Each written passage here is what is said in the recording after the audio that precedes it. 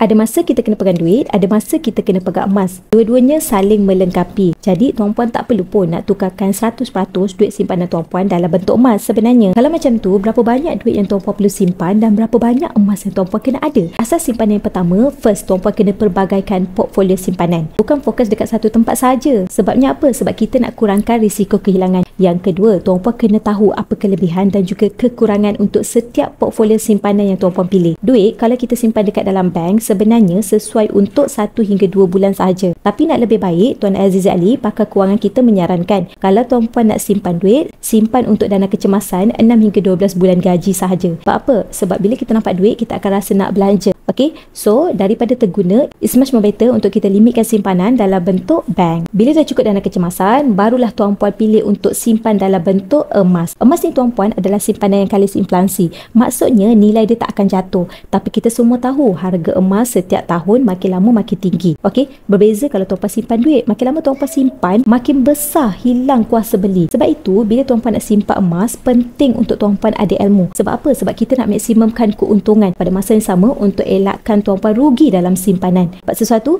Jadi, bagi tuan-puan yang pada hari ini berminat untuk mulakan tabung emas yang pertama, nak miliki 100 gram emas ataupun 50 gram ataupun nak mulakan tabungan dengan partikul dan nak saya bimbing, boleh terus klik link bio ataupun terus tunjuk pin di video TikTok saya cara untuk bermula. Saya akan get tuan-puan dalam simpanan emas dengan Public Code.